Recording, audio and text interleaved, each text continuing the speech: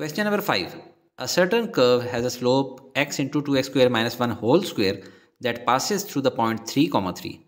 What is the equation of particular curve? Slope के लिए आपको बताया है, स्लोप कहते हैं राइज ओवर रन को। इसके लिए वेरिएबल m यूज़ होता है। राइज हमेशा y एक्सिस में चेंज से शो होती है और run change along x axis को कहते हैं।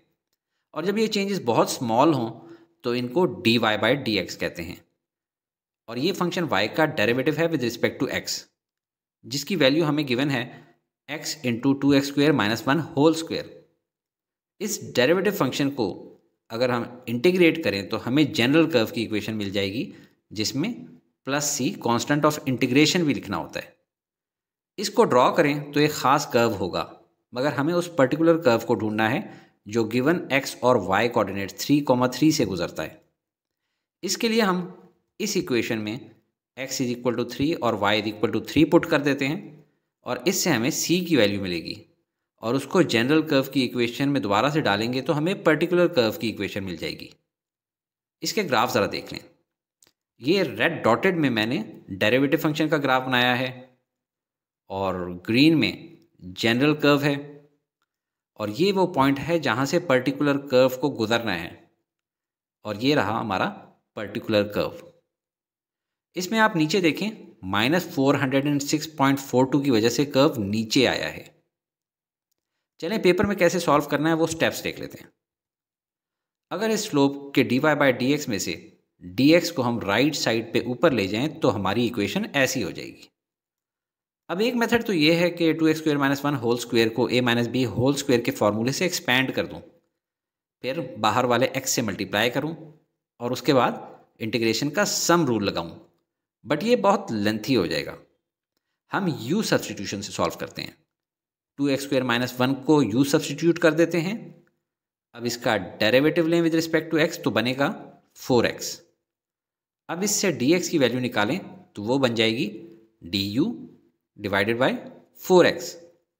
अब हम इस इक्वेशन में 2x स्क्वेयर माइनस 1 की जगह u और dx की जगह du बाई 4x पुट कर देंगे।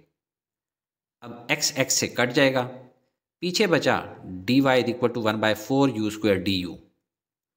अब अगर दोनों साइड्स का इंटेग्रल लें तो लेफ्ट हैंड साइड पे इंटेग्रल और d कैंसिल हो गए, राइट साइड पे 1/4 कांस्टेंट है, इंटेग्रल के बाहर रखा है, और u स्क्वेयर का इंटेग्रल होता है u raised to power 3 divide by 3, और कांस्टेंट ऑफ इंटीग्रेशन लगाएंगे प्लस c। नीचे देखें 4 मल्टीप्लाई हो रहा है 3 से तो बनेगा 12। अब u की जगह फिर से ओरिजिनल वैल्यू डाल दें 2x स्क्वेयर माइनस 1, तो ये आ गई हमारी इक्वेशन ऑफ जनरल कर्व। अब इससे हमने पर्टिकुलर कर्व ढूंढना है, तो इसके लिए हम इस इक्वेशन में वैल्यूज पुट करेंगे उन कोऑर्डिनेट्स 3, 3 की जिनसे पर्टिकुलर कर्व पास हो रहा है। वैल्यूज पुट करने से इक्वेशन ऐसी हो गई। मज़ीद सिंप्लीफाई करें, 3 स्क्वेयर की वैल्यू होती है 9 और उसको मल्टीप्लाई करें 2 से तो आंसर आता है 18, और 18 माइनस 1 होता है 17।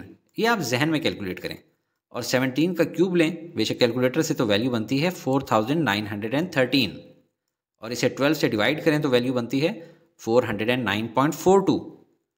रीअरेंज करें तो बनेगा c is equal to 3 minus 409.42, और इससे c की वैल्यू आई -406.42। अब इसको हम जनरल कर्व की इक्वेशन में पुट करेंगे तो हमें पर्टिकुलर कर्व की इक्वेशन मिल जाएगी, और ये हमारा आंसर है।